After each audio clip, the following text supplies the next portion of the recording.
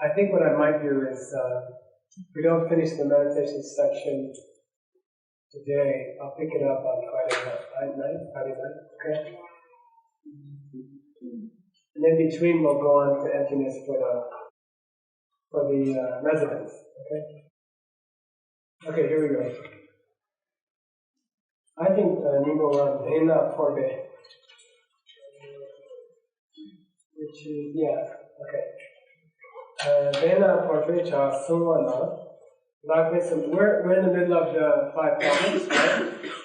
And we've been discussing detecting when your mind is too low or too high, right? Mm-hmm.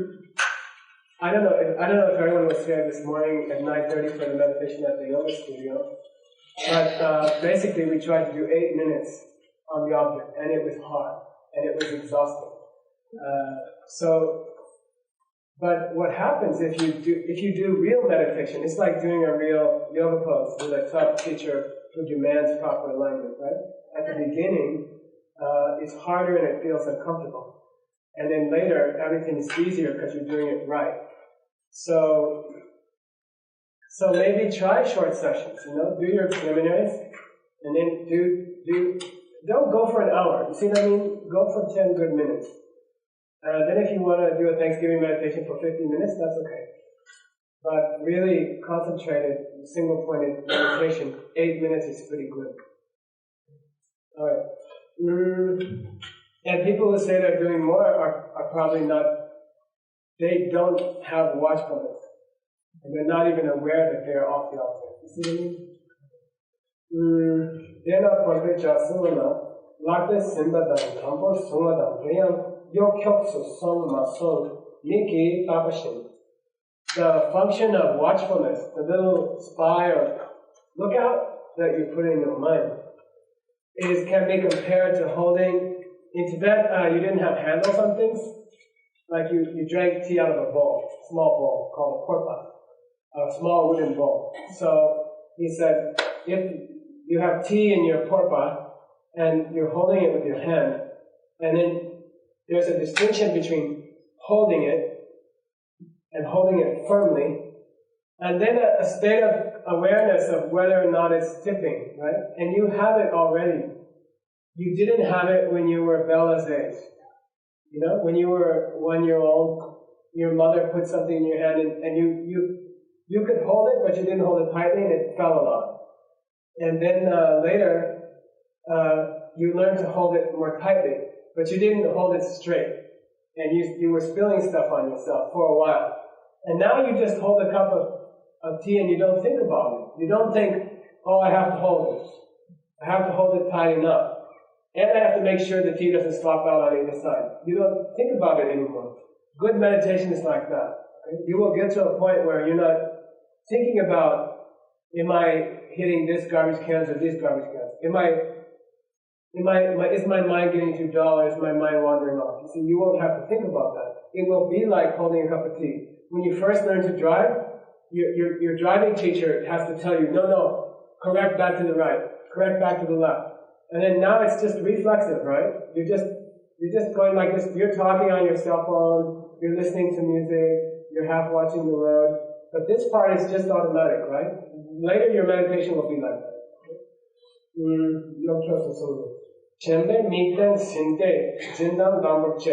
In the same way, your awareness, right? I'm not talking your lookout, that's a different word, right? Drenba means your awareness. The part of your mind which is holding on to the object. Right? Your awareness, it's damboche. It is holding the object in a way which is firm. And then the lookout is checking. It checks in every once in a while with the mind and says, do we have any dullness here? Do we have any restlessness here? Okay, the back part of your mind, Sheshin, watchfulness, it's like checking in once in a while and seeing, do I have awareness or not? And in yoga, it's like, I don't know, you would have a part of your mind saying, is my breath smooth or not? You go through an asana series, and then part of your mind should be checking in from time to time. am I breathing deeply and smoothly? Or am I holding a bandha through the practice of that practice? You must maintain these two, we call it, say, Drenba? Sheshin. Drenba? Sheshin. Drenba's job, awareness's job, is just to hold the object. Sheshin's mind, watchfulness' job, is to watch whether awareness has lost the object or not. Got it? And they're different, right? And you need both of them.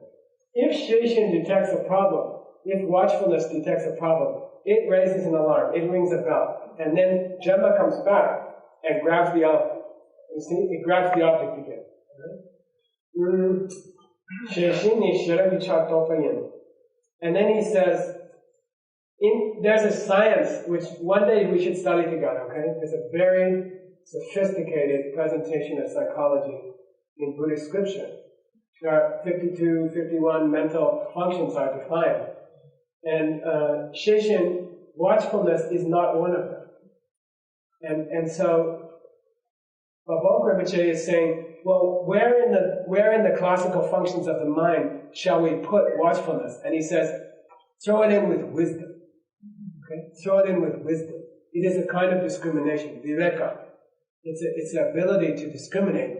Do we have a problem here, or don't we have a problem here? So it's a kind of wisdom. Right? It's a form of wisdom. Nyepa Shivani. The fourth classical meditation problem is, you got it. You should have airs down as far as I go. These guys are, I think it was Jenny's class. They were like, oh. You got any? It's down as far as it can go. Freeze these mothers. Okay. Nyepa Shivani. Fourth meditation problem. Chingani Kano Chona, Nyemba Dumi Chepa Nyepa Yimbe. If you do detect that your mind has gotten too low or too high, right? Then you have to take action. You have to do something, okay? The correction. Problem number 4 is you didn't do anything. Like, he rang the bell and you didn't do anything. Sheshin rang the bell. Or the watch guy, the lookout rang the bell. And then you don't do anything. So when you become aware that you're off the object, or that you're getting dull, or that you're thinking about lunch, then you have to do something. Not to do something is problem number 4. Guess what the antidote to problem number 4 is? Alright.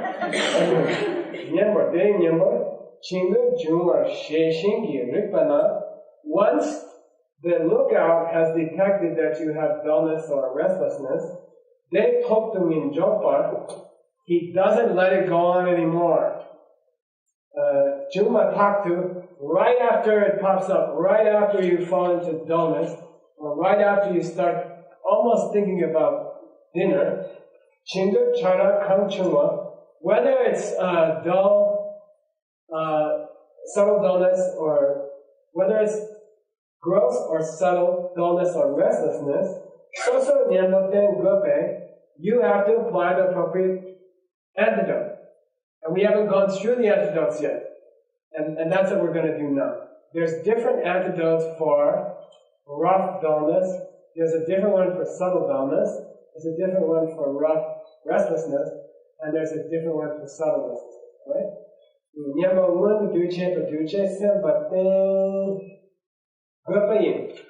So you gotta decide to do something.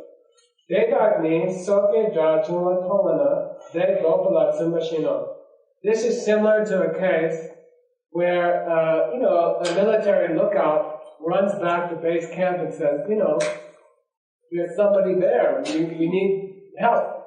And then everyone, what do you call it? Rallies. Okay.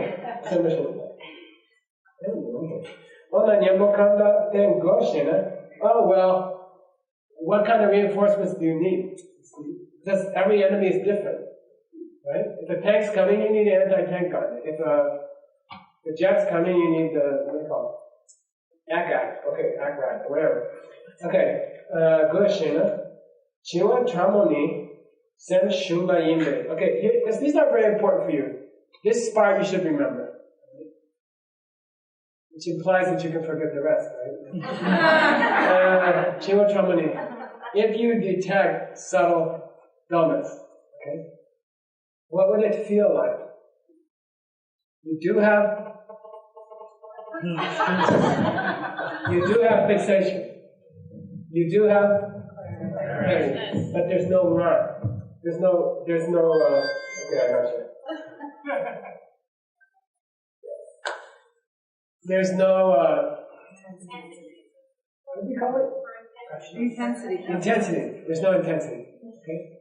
So if you detect that your mind is not in the favorite piece of music, did you catch my favorite piece of music? What was it today?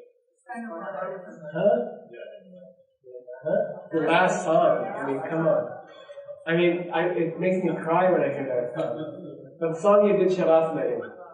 You know? I mean, when I hear that, my mind is like, and the mind goes into the music and it just stays there, right? If you detect that you're not doing that, you have to take action. Got it? It's very interesting. It's very interesting. We are not satisfied with half-assed meditation. We are not satisfied with fairly good, fixation. We're not satisfied with that. If you detect that you are not having a favorite song in the world experience, you've got to do something. Right? And if you don't, you've made this mistake. And that's tough.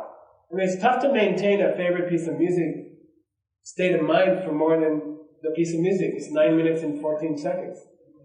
And it's difficult to maintain with your partner. I mean, it's difficult to maintain, like this lovey-dovey thing for more than a few minutes, right?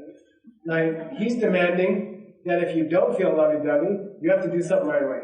Right? He's demanding a certain quality of the meditation. And less is not good enough. Less is not good enough. If you're not totally lost in the meditation, as you would be lost in your favorite adagio in the last Shavasana, then it's not good enough. You have to take action. See? Because you would be tempted not to take action, right? Oh, it's going fairly well, Geshe MIchael. Not good enough. We want more. We want, what's that? Intensity. We want you lost in the meditation. Okay? Alright. So what happens if you're not? What do you do? Right? This is not, okay. This is not plugged in, I think, somehow. Maybe the box is not tight.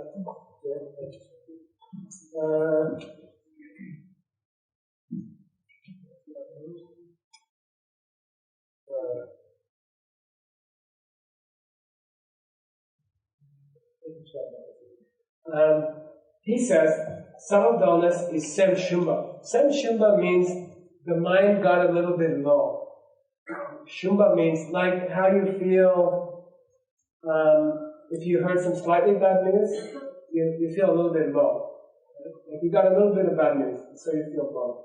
Sem shun bei yin shin, ching shun ni, kang chu che kyang. Whether you call it getting low, or whether you call it dullness, your chikdu zela is basically the same thing. Dena, selcha dan necha yukyang. Even though you have fixation, and even though you do have some freshness of the mind, zinta di maru son, the altitude of the altitude of the holding of the object has dropped. You're lower. You're lower than you should be. Selche ngar mepa. There's no ngar. There's no intensity. Chima chamote kena. If you detect it, tun drowa dan mipa dan migo means you don't have to break your meditation session. You don't have to get up. Don't break your meditation. Stay on the cushion. Stay with your eyes closed. Mipa dan migo. And don't switch objects. Okay? So, subtle dullness is taken care of inside the meditation. You don't switch to another object, and you don't stop meditating. You don't open your eyes. You stay in, and you do the fixing inside.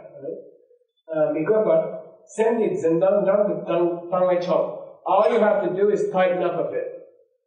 Tighten up slightly on the object. Tighten down slightly on the object.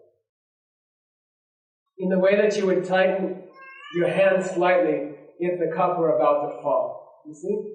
Just tighten slightly. What it means to tighten slightly and how it feels to tighten slightly, you won't know until January or whatever. Right?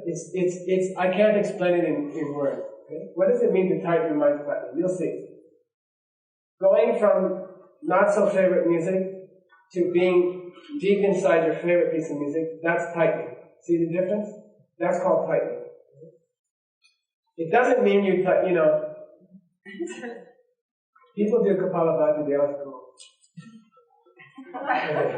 They are Snapchat and nature, you can answer earlier.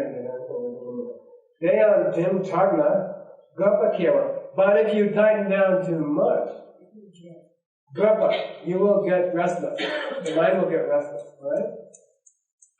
It's a constant process of correction. If you are not constantly correcting in your meditation, you are in subtle dullness. Got it? If you're not doing this, if you're not saying, oh, I'm going a little too far this way, let me go back this way, no, let me go back this way. If you're just sitting there and not thinking like that, something's wrong. For most of us. Rangcha.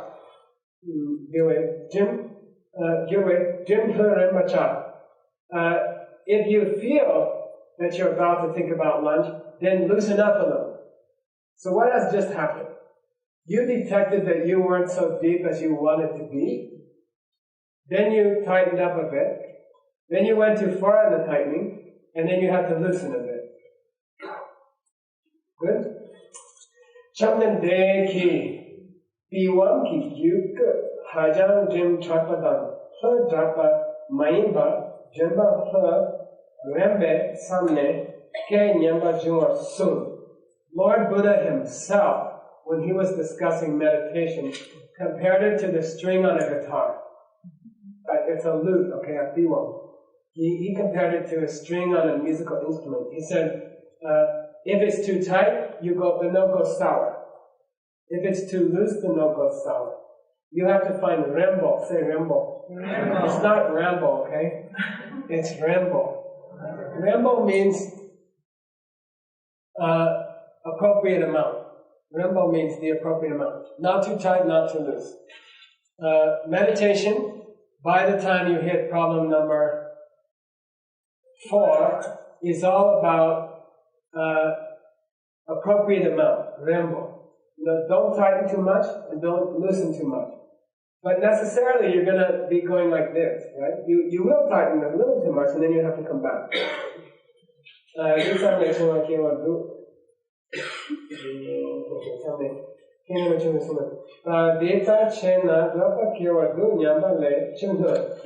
you feel like your mind's about to think about lunch, lighten up a bit. But then if you feel like you're getting a little bit drowsy or dull, then tighten up a bit. Alright? That's maybe the opposite of what you might expect. Right? If you're getting dull, tighten. If you're getting distracted, loosen. I think to say you should listen when you're feeling distracted is maybe counterintuitive. So remember that one. If you're starting to think about lunch, loosen up on the object a bit. That seems opposite of what you should do, right?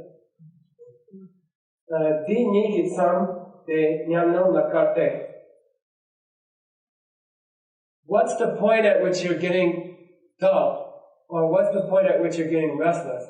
Or what's the point at which tightening down is causing a problem?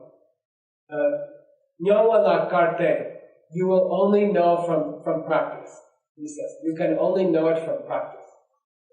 Karte, Sheshin Jambo Matana, if your lookout is not a clever one, is not a sharp guy, Jambo means sharp guy. Rinpoche used to love that one. You would drop a plate and he'd say, oh, you're so Jambo. No, you're a really smart guy. Hajan Jokawa. It's difficult to know when you're sliding off the scale.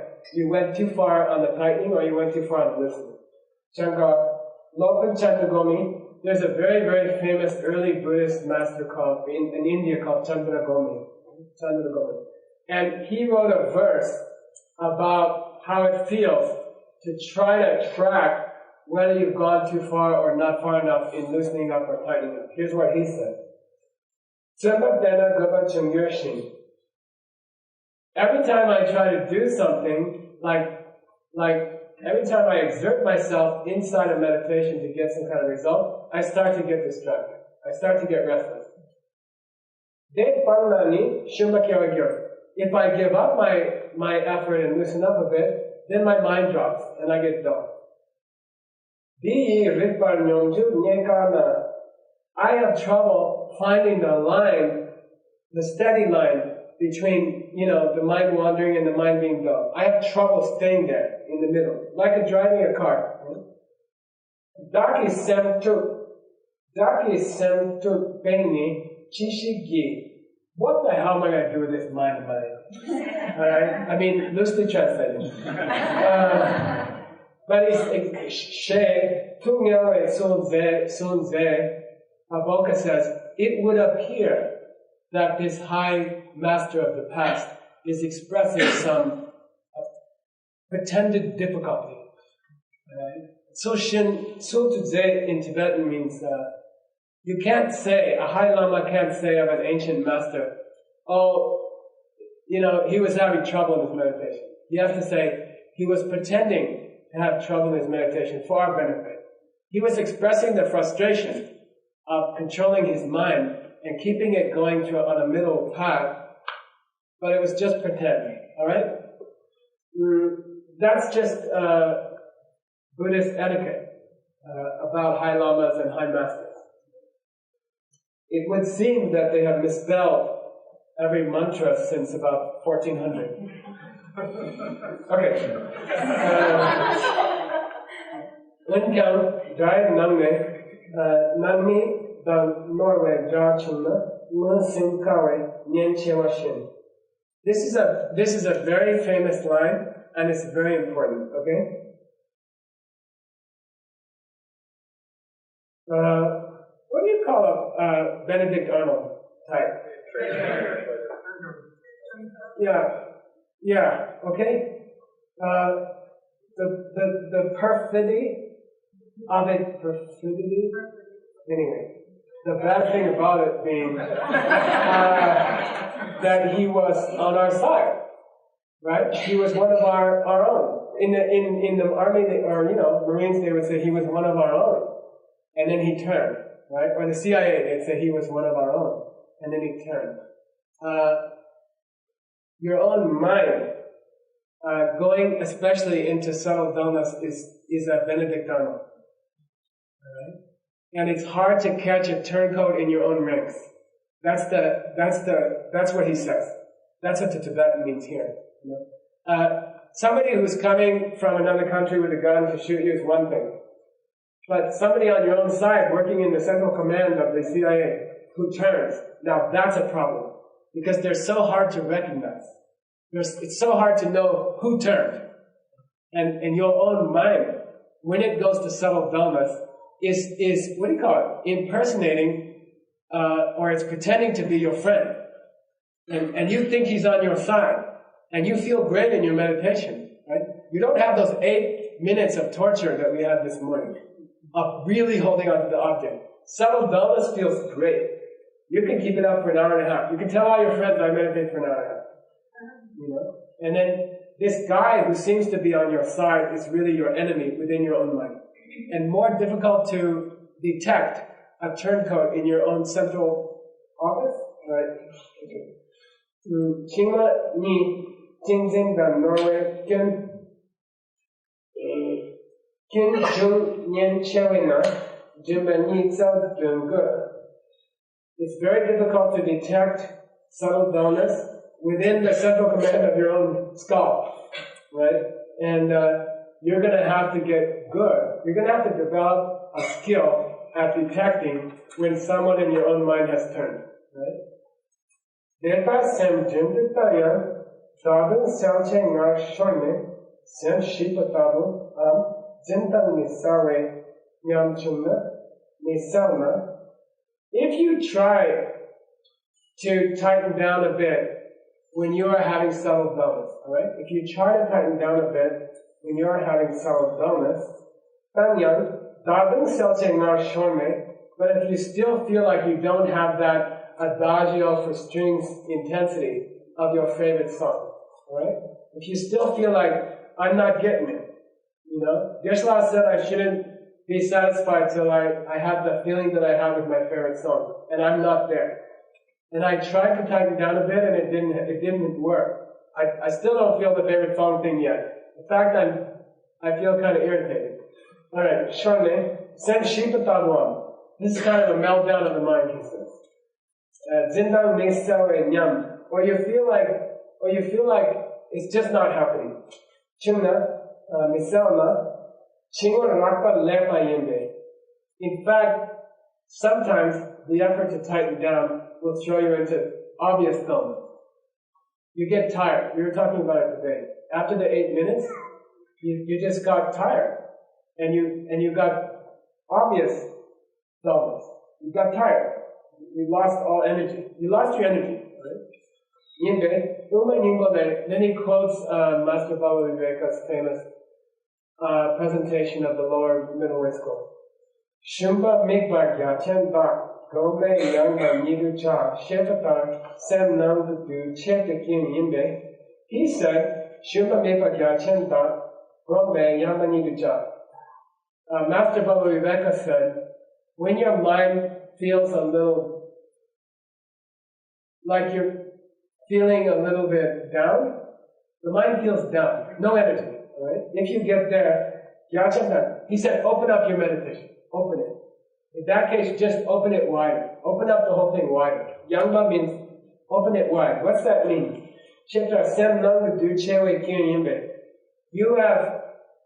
There's an expression in Tibetan that doesn't have a good English, like about 10,000 others. But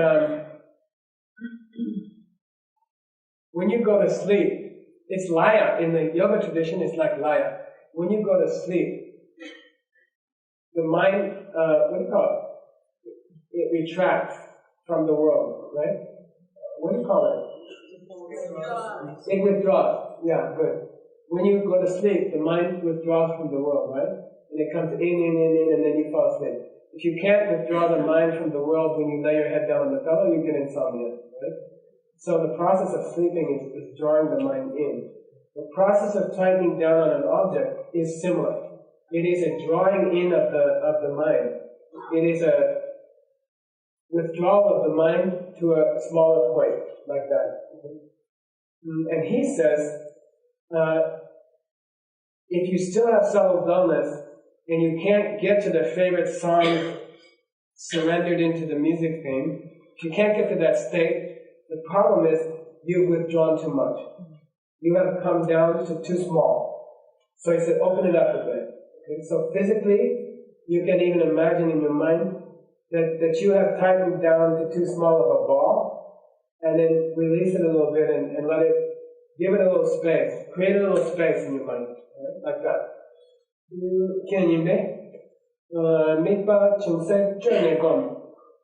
Release the, open up, German means open up the object a little bit. Open it up a little bit. Make it bigger. They can maselna, if that doesn't work, alright? And you're going to have to learn these things. Why? When it comes time in Three Retreat, wherever you are, or in Prescott, you can't just have the book there and, oh, what do you do if you get, let me see. I don't remember what I was supposed to do. Oh, tighten up. Oh, if I tighten up too much, yeah. Oh, okay, let me go back. It's not going to work like that. The reason to have this class now, and then do the retreat, 2 months from now or something, is that you go home and learn it so that you know it with your eyes closed. Because in January, you can't have a book in front of you. Alright? So especially these parts, especially this page about the antidotes. And tomorrow you'll have the translation, I think. You can purchase the translation. You can purchase it online. It's called Liberation in Our Hands, I think. Volume 3. You can buy it on Amazon.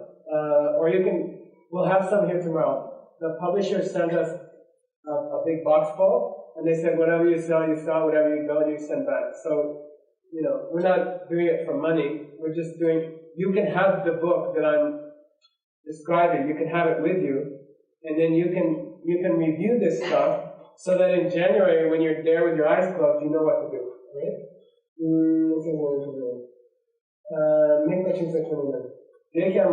If still it doesn't work, make the tangne, sem shumade, sengte, tapsam. Say sengte.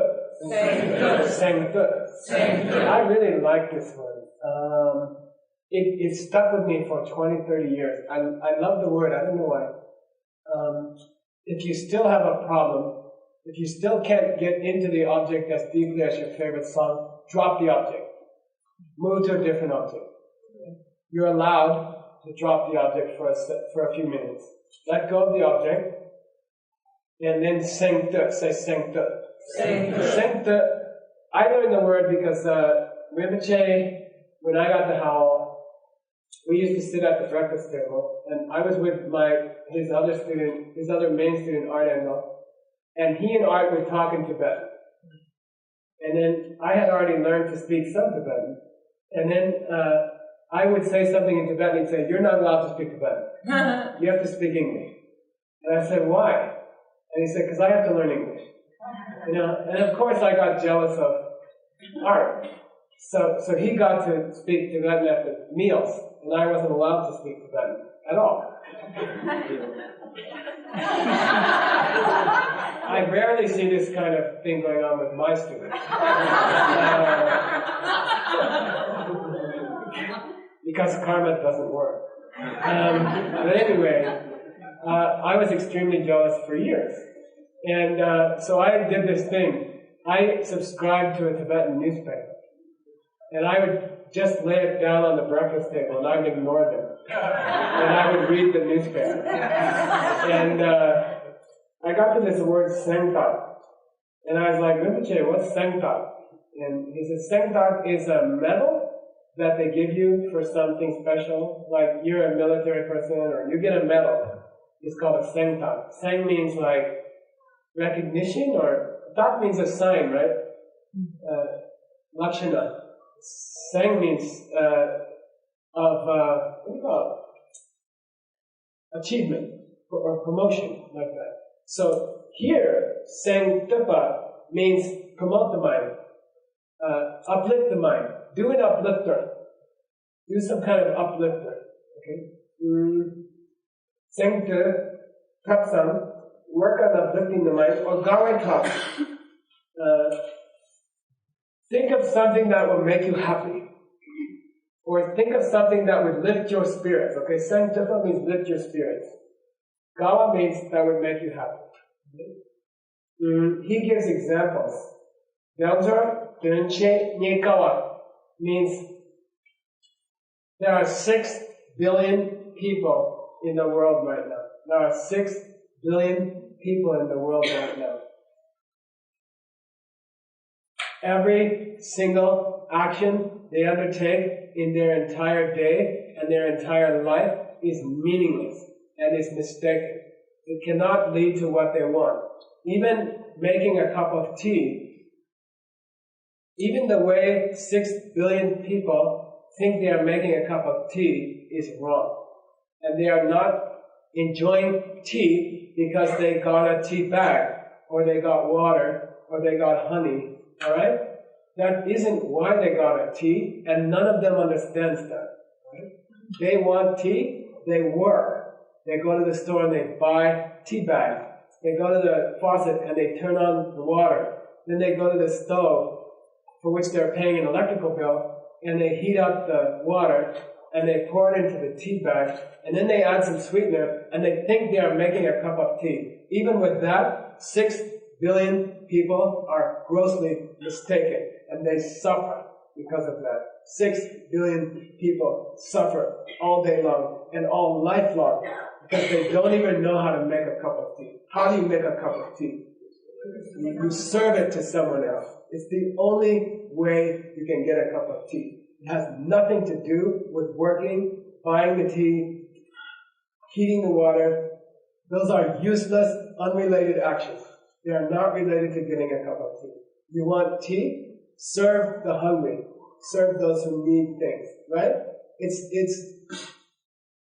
It's a massive global error repeated by 6 billion people constantly all day long, and because of that they suffer. They compete, they fight for resources, they fight for a job, they fight for oil, when the opposite is what would bring them food.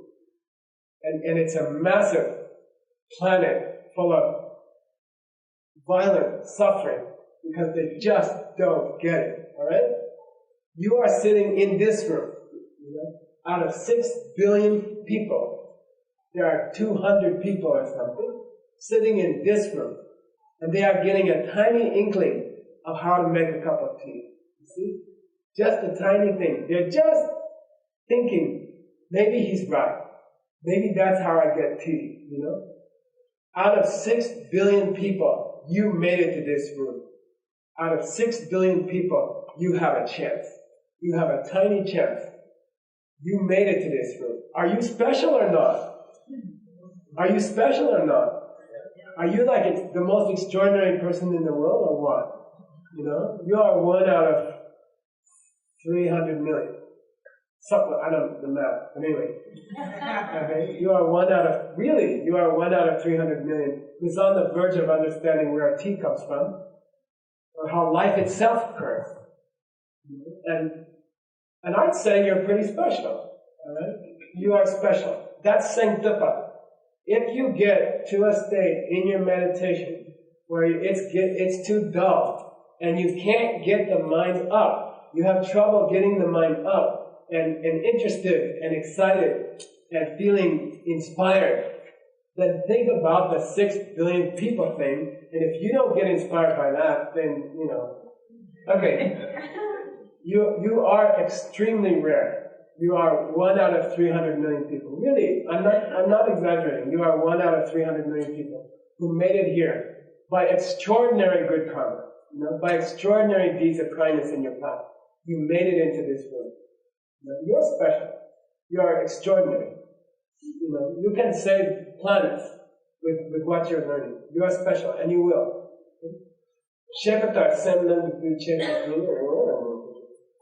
So, or Chosun Yendenda.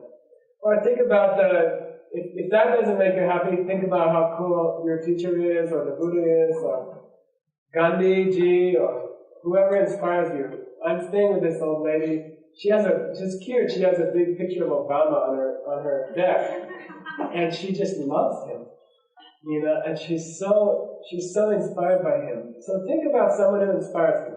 Okay?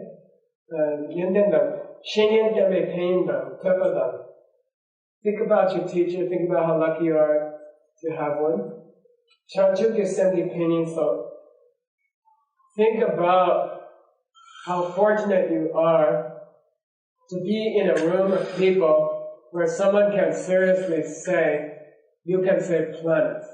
You as an individual, one person in this room, if you follow this course of instruction devotedly, you could be someone who saved not just one world, but many worlds. We're talking that kind of stakes. And you're in that kind of high stakes thing. You see, you're special. Right? Uplift your heart. Uplift your heart. Right? In the middle of a meditation, in a 3-year retreat, and you've been stuck there for like 6 months and nothing's happening except the mice got in. Uplift your heart. Think, the 3-year retreats, you are 1 out of 700 million. Right? You're more special. You're even more special. So sanctify. Okay? Uplift your heart.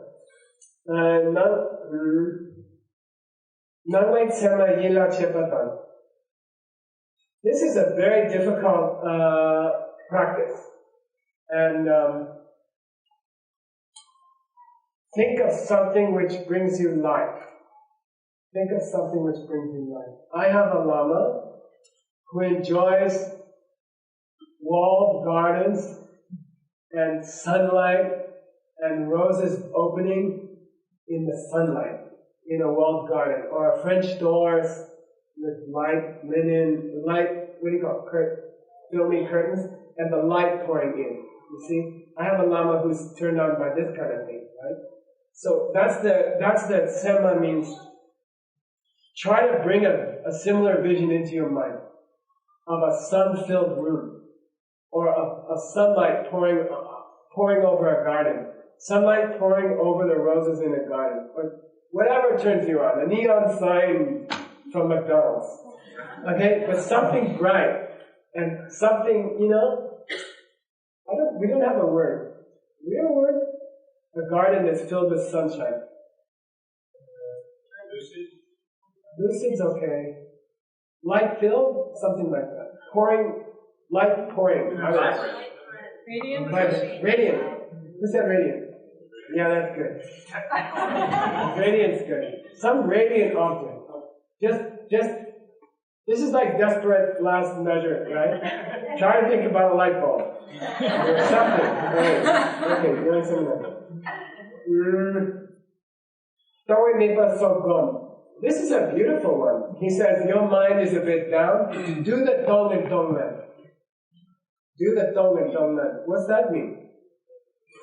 Yeah. Do a little fantasy where you are giving people what they want in your mind. It's called donglen, right? It's the dong part of donglen. Do a little fantasy where you're walking around like Santa Claus. You have a big bag full of, what, you want a Cadillac? Oh, here's a Cadillac, and you do it as a pranayama, right? You do it on your breath. You send the breath out, and you give people things on your breath, which means you have to brush your teeth and everything. Okay. Data gombe sem pantoa gerte. If you undertake, now I just gave you a list of antidotes, okay? That list should be written down somewhere, and you should memorize it. And then when you have your eyes closed and you're feeling down, which is the most common problem, right? Then pull it out of your mind and do one of them. Probably the only one you'll remember is the McDonald's one, I think. Okay. Your day. Sangana la mipajin. Then you should go back to the object, which you released temporarily to go think about the McDonald's sign. Alright? Then go back to your object. You're not allowed to think about the McDonald's sign and then get up and order some French fries. Okay. Langre na lo la ma kombe de chaldu temba onkayam komba shikina delta nikawa denjane to satsampe dola chu chamutaba shindu garyala bro. People like you and me, he says rangre, same thing, instead of rangchak. People like you and me, we haven't gotten used to thinking in the 6 billion people terms, right? We don't think about it very often. We're not used to reflecting in that way. That I am 1 out of 300 million people who made it to this room. We're not used to thinking that way. Okay? It's true, but we're not used to thinking like that. So in the next few days or weeks, it's not going to have a huge effect on you, right? You're getting dull in your meditation. You're trying to remember, what did Geshe say to do? Oh, I was supposed to think that I was 1 out of 300 million people who had a chance, a little chance, right?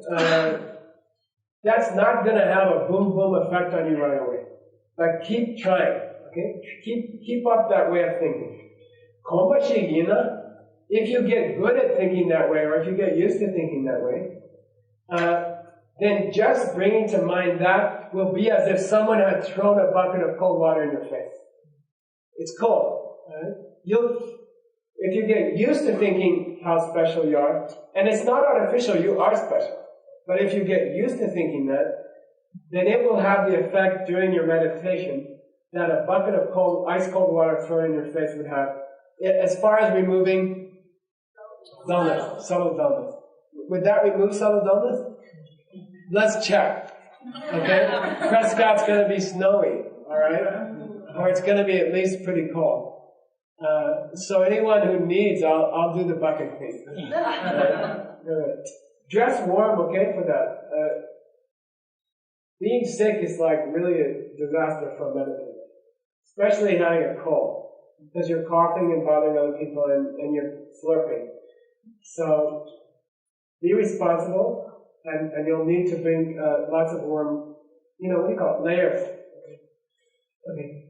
Dadu misyama chimatsen tatsu chitak rangsen ninka workabu number so pet.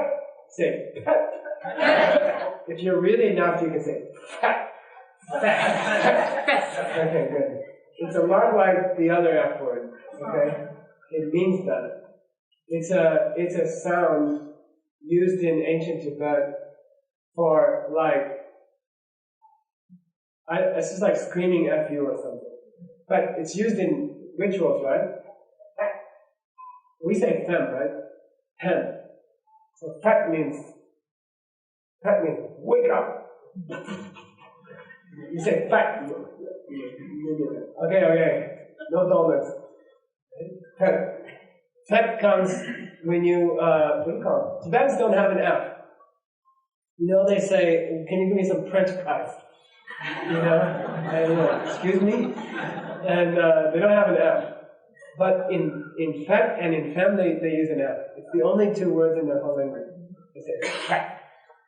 Even they can make an F. Fat. And then, Yingar Okapo means, if you get desperate, and you just can't remove the dullness, picture a sun ripping open your heart. Picture a sun ripping open your heart. Like this is getting really bad. Like you just can't get your mind up. Then picture a sun bursting out of your heart. And then say, fat, out loud. Okay? See if it helps. I would say slap your face at the same time, but he didn't say that. Okay.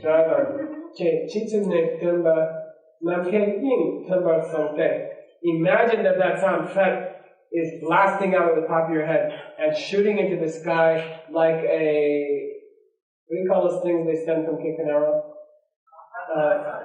Like a, what do you call the ones that come back? Shuttle. Okay? Like a shuttle launch. Okay? You say fat, and the sun bursts out of your heart and shoots out light just shoots out of the top of your head and disappears into at 55,000 feet. Alright, and then at 55,000 feet it just melts into the sky.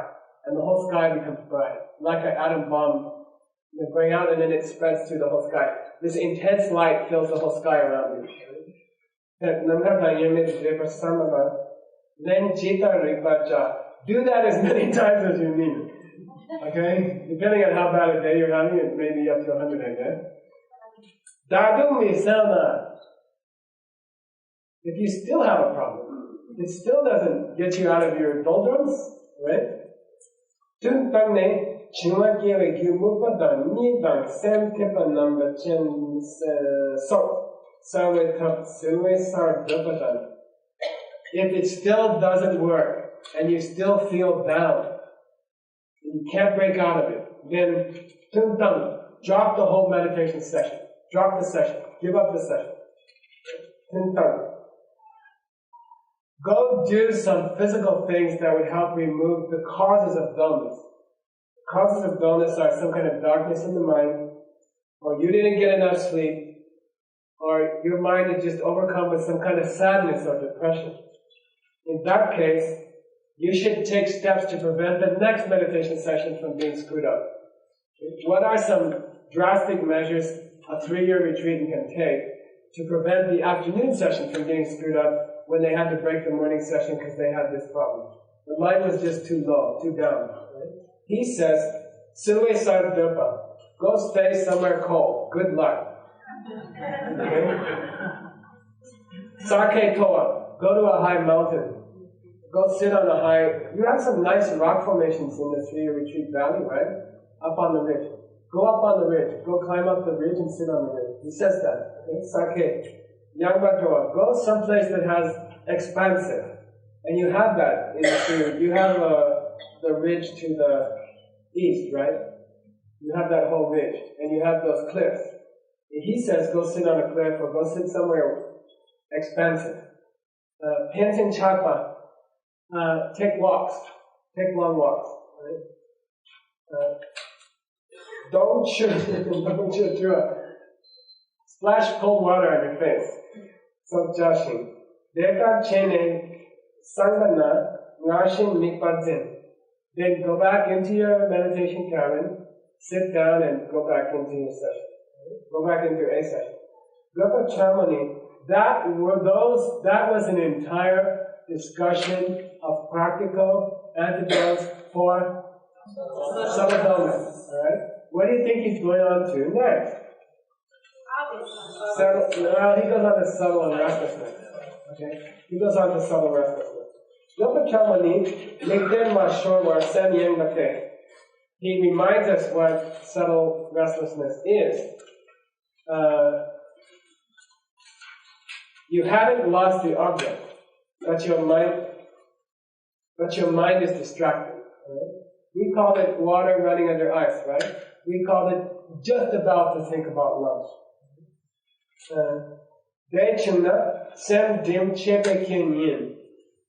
If you get subtle restlessness, the problem is that you've tightened down slightly too much. Okay? You're too tight on the object.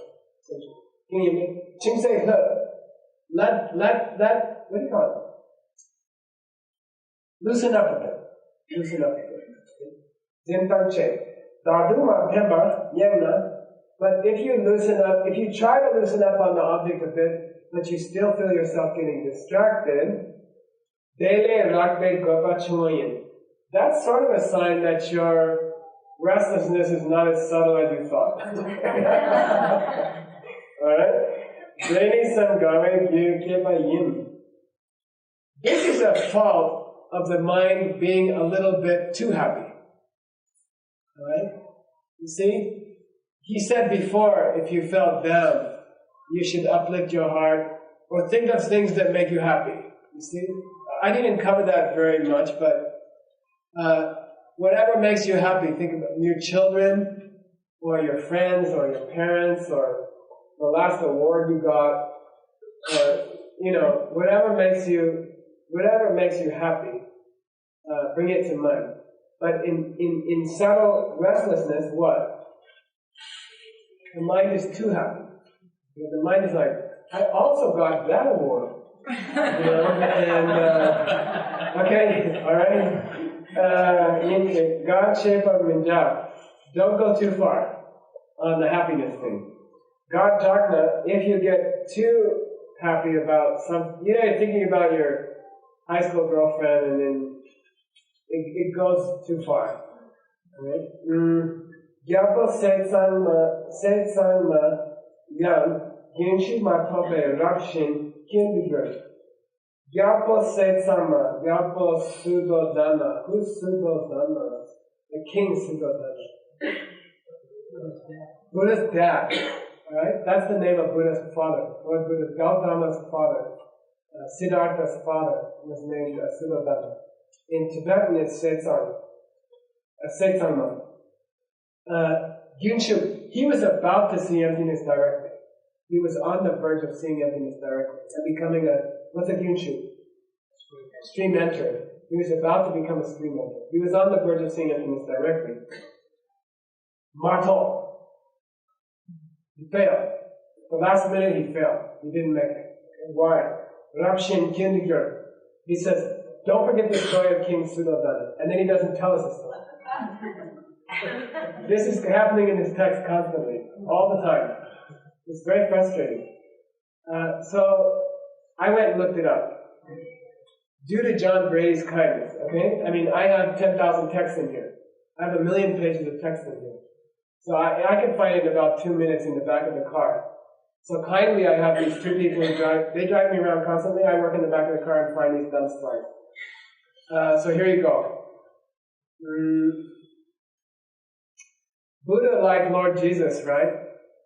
In his time, he was often not appreciated. I think there's a story that Jesus went back to Bethlehem and they tried to throw him off a cliff. He got up in the synagogue and said, "I got it. I'm the Son of God," and they took him and tried to throw him off a cliff, right?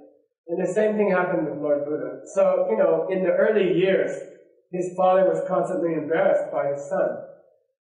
He was a prince, he was supposed to be running the country, and he was all sitting under trees, and not washing himself, and just doing nothing, basically.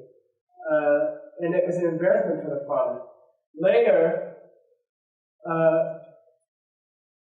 he became famous, and people started to follow him, and then he attracted large groups of followers.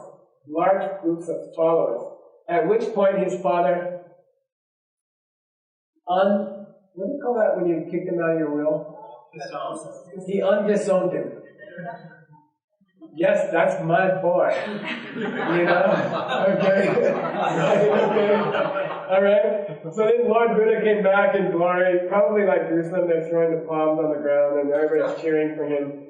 And the dad is like, "That's my boy." I had the same thing with Lama Christie and her parents. When she spoke at, what was that? Near the harbor in LA, Catholic University. Loyola. Yeah, her dad's a Loyola, what do you call it? Alumnus. And then the night she spoke at Loyola to 400 people, he was like, "That's my daughter." And for 10 years before that, it was like, I don't know what the hell she's doing. Okay? Same thing. So Lord Buddha was like, he came back in glory, he came back and all the people of the city are happy. And the father had been studying, and he was on the verge of seeing emptiness directly. But then he couldn't let go of the thought of how great his son was and what great genes he must have. Okay? Alright? He couldn't let it go. He couldn't stop being proud of his son in sort of an unhealthy way. He went overboard. And then he lost his meditation. He was too happy. Got it? He was too, high. The mind was too elevated. And he couldn't focus on emptiness anymore. And he lost it. And he didn't become a stream master. He lost it.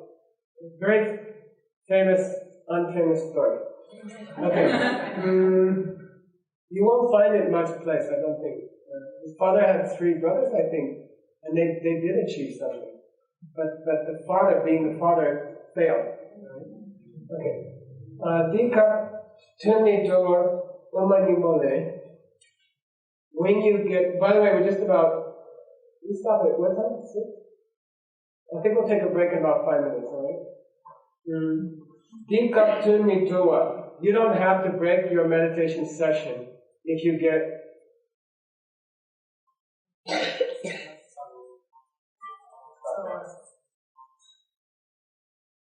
if you get so distracted. Alright, not so subtle. You don't have to break your meditation session. Umani Mole, who wrote The Heart of the Middle Way? That's entering room. Is it? Baba Viveka. We just had it. Master Baba Viveka. Okay? He has a suggestion. Gopa mita lasopa nila chepe shiva cha. If you get distracted, if you get restless mind, the mind can't stay in the room. The mind wants to go out and see something else, right? So that happens. Then meditate on vitakka. What's vitakka? Yeah, it means impermanence, okay? All things change. All things change. Okay? Every good thing that every person on this whole earth has ever gotten, they will lose. Period. Okay? Their health, their hair, their strength, their friends, their family, their loved ones, their children, their parents, their possessions, all the things they work for their whole life, they will lose. If that doesn't bring your mind down a bit, then you have a problem. Right? Like just reflect a bit on what's really happening in the world.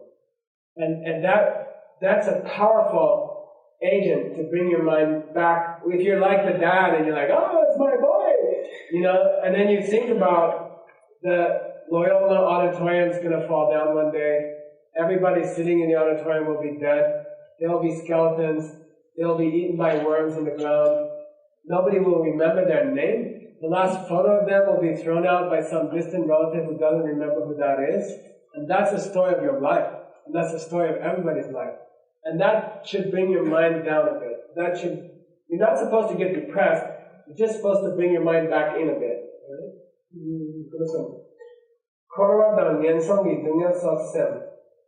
You can think about the amount of suffering that you can see in the world and the amount of suffering that you cannot see. So there are realms which you cannot see. And there are also suffering there. There is suffering going on in this world that you can see, and there's a lot of suffering going on that you cannot see. So, Sen Shumbadan Kyoshetan, bring the mind down a bit. Get a little bit of sadness. Feel a little bit, what do you call it? It's, what do you call it when you plan something? It's a sense of sadness that you are, there's a better word. It's like, how do you say consciously, but it's not like that. You are consciously creating some sadness. Intentional, there's a better word. Yeah, deliberate. Who said that?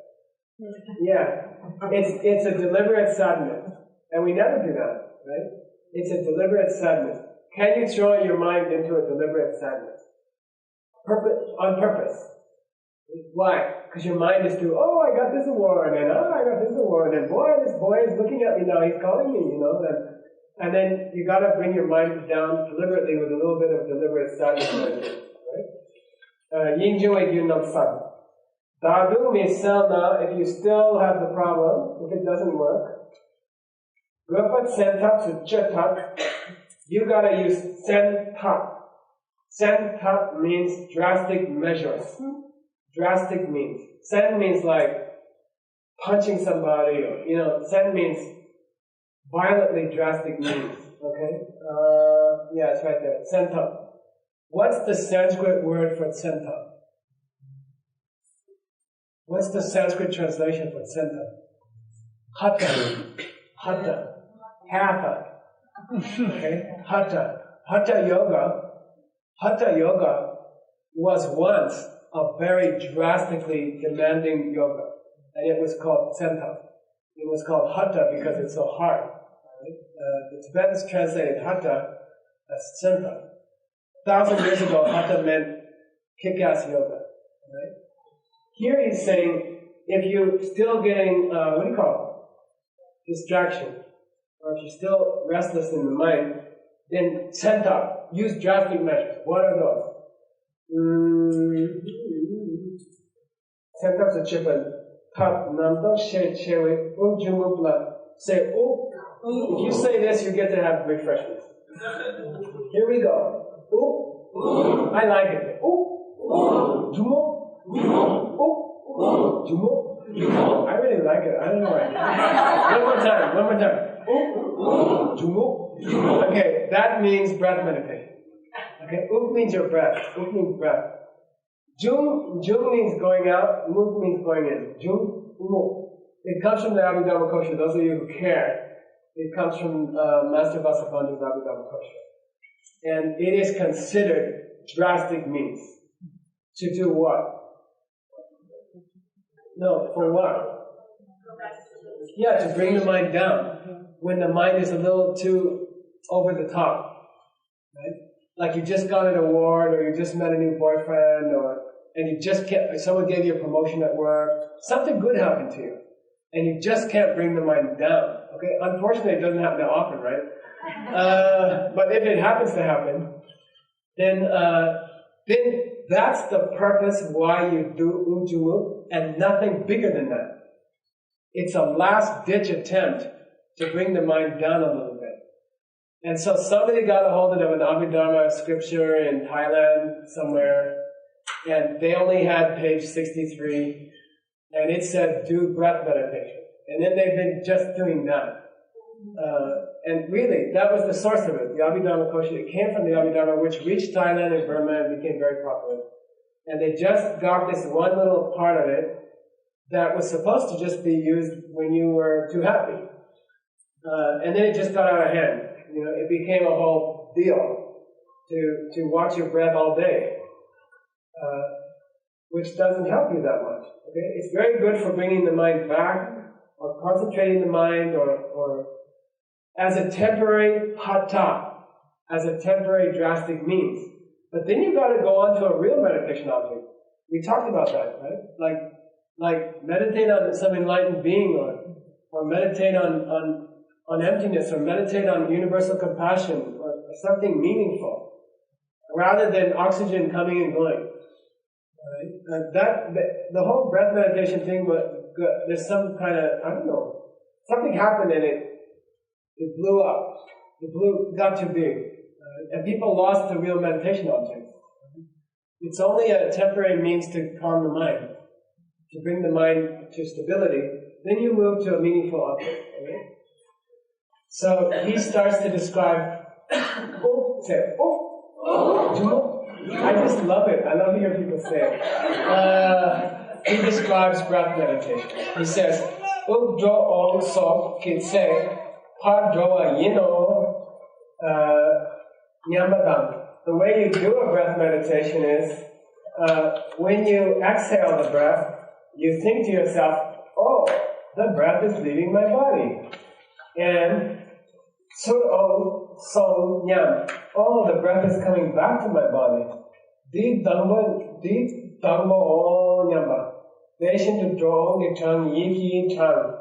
Oh, this is breath number 1. And then breath number 2. And then breath number 3. Those of you who know the practice, as a preliminary to meditation in order to bring your mind down, it's traditional to try to count 10 breaths. Exhale as the first half, inhale as the second half. Try just to count 10 breaths without thinking about anything else in between. And the very cruel rule is, if you do think of something else, you have to start over. So if you're honest, you can't get past 3 or 4. And you can spend hours like that, right? In fact, it gets worse as you get tired. So you're gonna try to count the breath out, first half, in, second half, count the breath. Yiki dangne dambor sum shi samle mitu. You won't be able to get to more than 3 or 4, he says. Okay, so the scripture says it. And if you lose the object at 4, you gotta start over again. My personal suggestion is you stop after about 10 minutes, okay? Because it's only going to get worse. And you can spend your whole day like that. Okay. If you are able, for example, to count to 21 breaths, purposely, okay? You will catch yourself going to 21 by accident. Okay? It's a joke. It's true. It's funny. You say 11, 12, and then like, oops, okay? Which means you were thinking about lunch. If you can get to 21 without thinking of something else, which is what? It's a minute and a half, like that, okay? Semne Dhammo Trutseyin. You have reached the first level of meditation. You have reached the first level of meditation.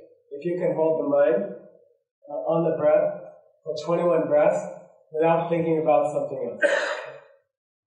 I like to be frank, I like to make exceptions for acts of God.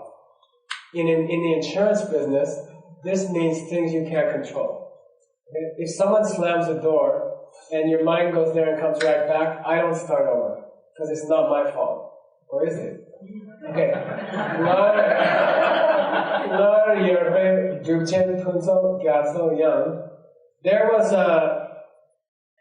There was a practitioner named, a great practitioner named Punso Gyatso. He lived in Yerpa. Yerpa is about 10 miles outside of, I almost said Phoenix, Plaza, about 10 miles outside of Plaza. And there are some caves there, and it's famous for meditation. Right? Anyway, this man from Europe, Rangi Kuchechi Desi Sangye Gyatso Shabding Yin. He had a relative, a brother, who was an assistant to Desi Sangye Gyatso. This was a very famous minister, prime minister of Tibet in the time of the fifth Dalai Lama.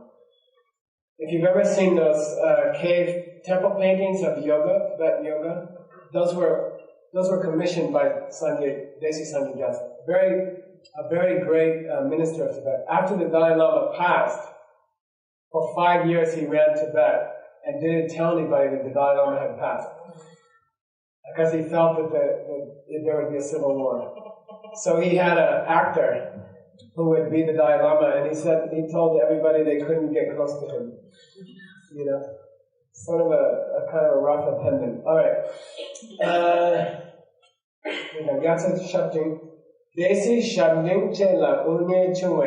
So the prime minister and the guy's relative got some political trouble. And then he was worrying about his relative, who, you know, in Tibet, if you got in trouble, you got your eyes gouged out, or you got executed, or whipped, or, you know, so he was worried about his relative, Yugna. And then he started to do breath meditation, and he felt much better. And that's the end of the story. Or that he was able... the point of the story is that there were some very serious, personal, life-threatening things going on in the family. He was distracted, and he brought his mind back by just doing breath meditation. He was able to stay in retreat and keep his mind in retreat just by doing this breath meditation. So it does have a good use, alright? Deta Chekyan Gopa Machuna Reishi Tundurajan. If you try to use this antidote and you don't succeed, then for the time being you can break the meditation. Break the session. This is kind of where I'd like to leave those of you who are going to be away for the week. I would kind of like to leave the teaching on this point, alright? He says, before your meditation session begins, make a plan about how many minutes you plan to meditate for. Alright? Make a plan. Tibetan means make a plan. Targom. Yung ring chena, J, so something he then toanang, gilupadang, kyutor. This is really funny. If you make your plan too long, if your plan calls for... Do you know how many minutes I was planning to give you this morning? It was 10. I was planning on 10, but at 8 the room felt so tense that I had to stop, okay? So don't go crazy, alright? This morning we had to cut from 10 to 8 minutes, alright?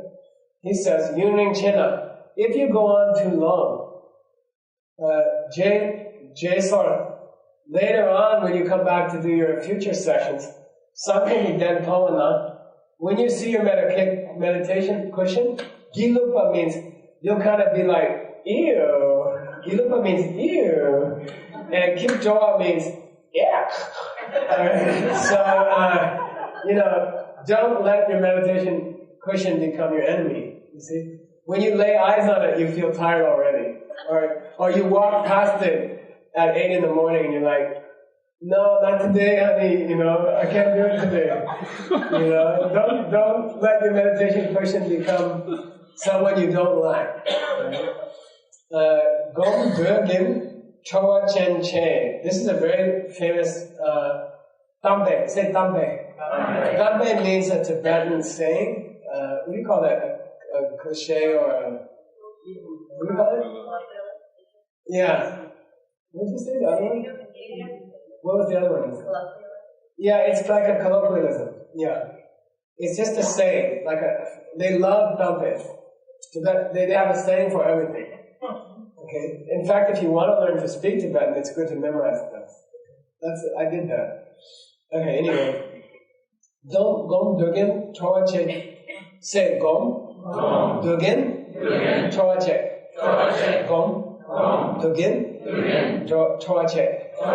It means stop your meditation while you're having a good time. Okay? Stop the meditation while you're having a good time. Never stop meditating on a bad note.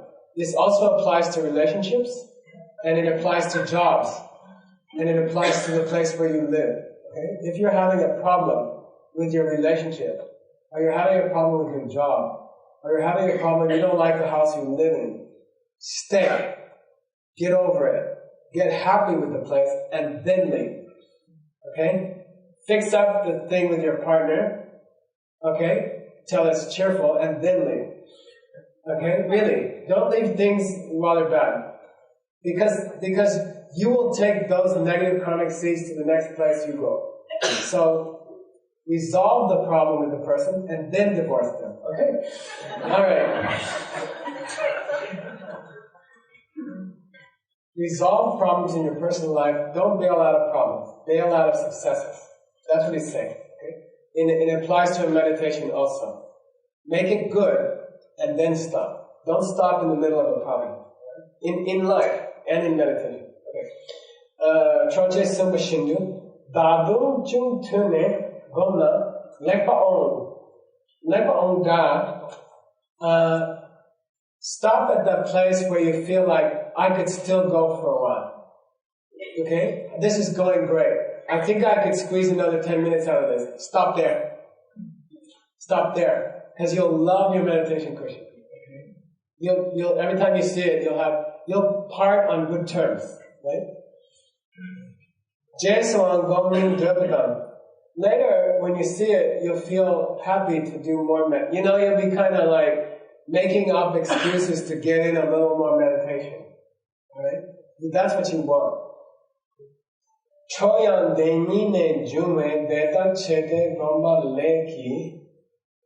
Not only do you leave it feeling happy, but this is very important in meditation. If you get to be a good meditator, and if you stop while things are going well in the meditation, when you start the next meditation session, it begins to feel like a continuation of the earlier one. Alright? That's a nice sign when you get there. When you get to that point, you know your meditation's pretty good. Okay? You sit down, and it feels like you're just taking up where you left off. Okay? And that's it. You will get there. If you meditate regularly, you will get there. And it just feels like each new meditation is a continuation of the last one. And then it feels like you're meditating all the time. Miso Jungshin Bu Dagul Kyan Masana. If the meditation is not clear and things aren't going well, try to fix it. Try to fix it again. Couple times. But if at that point it's not gonna get better, say utu. Utu means to, what do you call that? Somebody comes to you and says, will you loan me $5? And you say, I can't.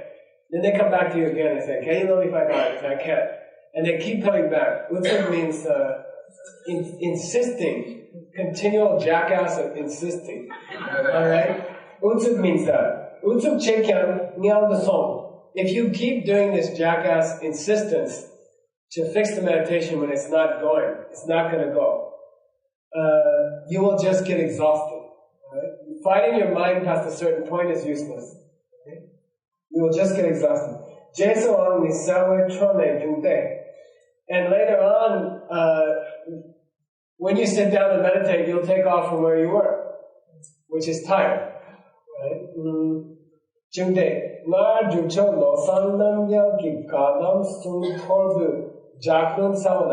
He gives an example of a lama who had the same sort of thing happen. He left something at a point that was a little bit sad, and then he had trouble coming back to it. Here's the example.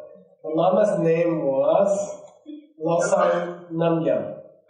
And he was teaching a very famous book by the early the first Buddhist of Tibet called Kadam Sungtorbu. These are the miscellaneous sayings of the Kadampa Lamas, the first Geshes of Tibet. Okay? Torbu, Jaglum. He was giving a Jaglum. Jaglum means it's a teaching where you just go and read the book out loud, and the blessing of the words enter the mind of the audience. Okay? He was giving a Jaglum, a lung. Jaglum is unearthing for lung. Jak means your holy tongue. Okay? You don't call it che to a lama. You say your jak, your honorable jak. Jaglum lung selma. Tengsan nime du rangyu duwe tuyin ki shen yu duwe tu min. He got to a line which said,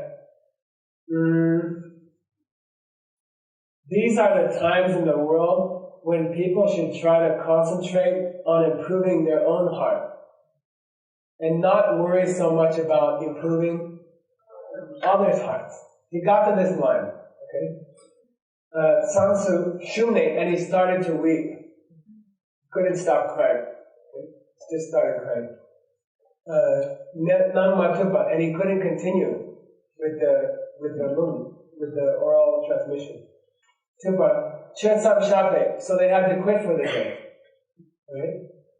Chinyan, he came back the next day, and he got up on the throne, and he thought about where he was the day before, and he started crying again. And he couldn't go, he couldn't continue. Okay? So it's an example for your meditation session is low or depressed. And then if you leave it there and you start again the next day like that, it's almost like the nature of things that you will start with a depressed state of mind. So don't leave it while it's low. Okay? Don't leave it while you're crying. You see? Because you'll pick it up crying the next day. Alright? Chinyin dan Yangyin means that the same thing happened the day after. So that's a story that our Lama used. So I'm going to leave it there, okay? Because before you get tired of me, because then you'll be tired of me when we start again.